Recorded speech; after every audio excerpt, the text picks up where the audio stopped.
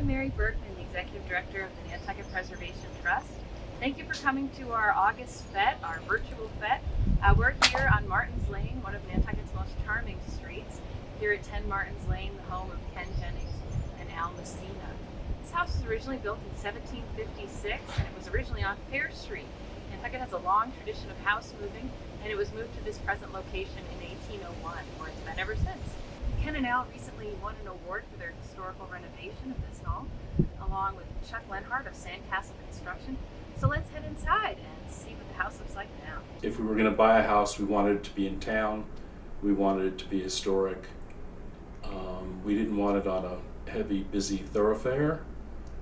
So immediately when we saw this, it started to check all the boxes.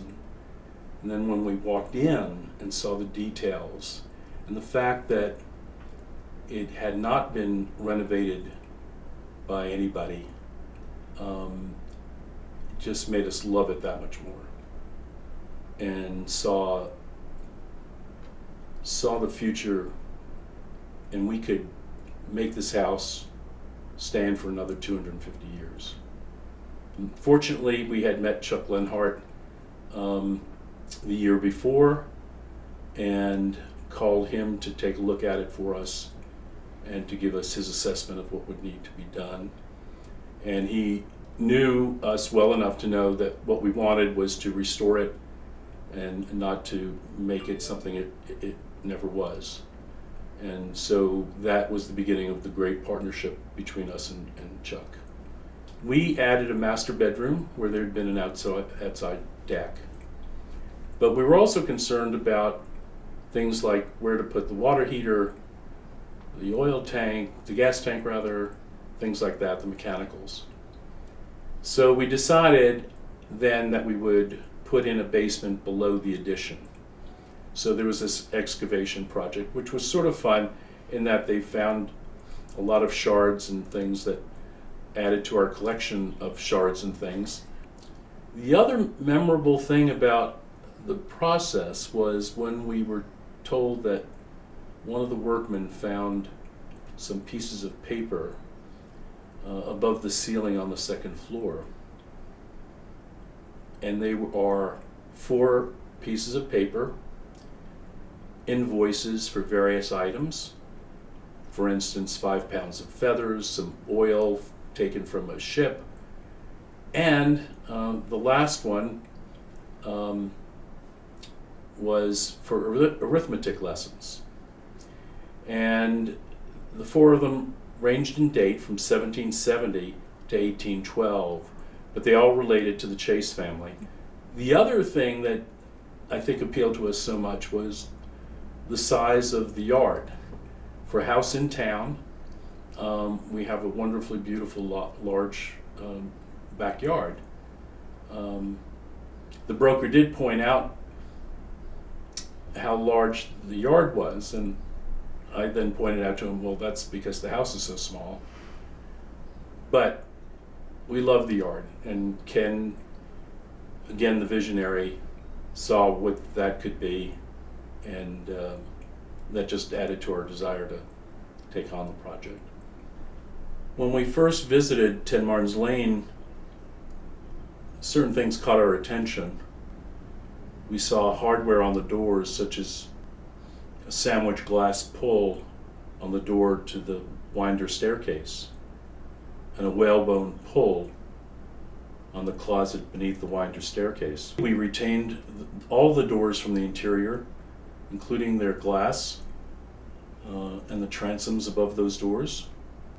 Some of the hinges and hardware, of course, are just interesting to look at because they were handmade and not machine made.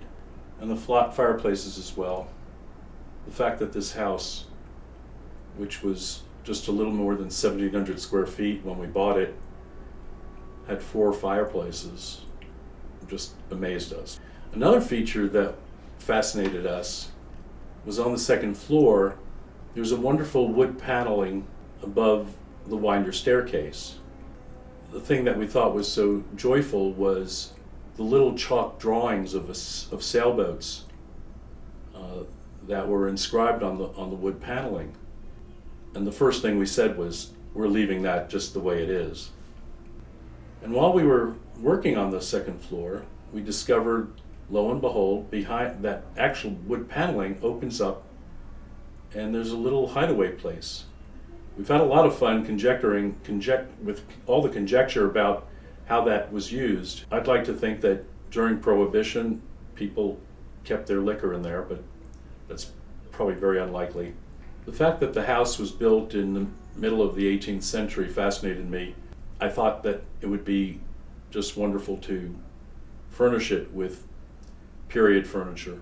And so we looked for furniture that was primarily made between 1770 and 1820. And for the most part, that's what you'll see. There are actually 2 chairs in the East Parlor, which are thought to have come from Independence Hall and may have been there at the time of the Continental Congress in 1776. It's a nice thing to think about, but I can't prove it.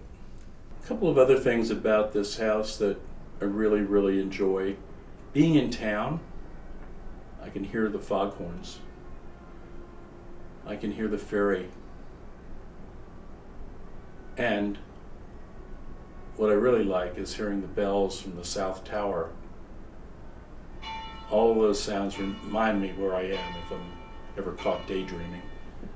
And that's, part of what we're trying to preserve. Ken and I are trying to preserve this house, just as the Preservation Trust is trying to preserve as much of Nantucket as they can. And so we think of 10 Martins Lane as our contribution to maintaining the past so we can learn from it and move Nantucket forward.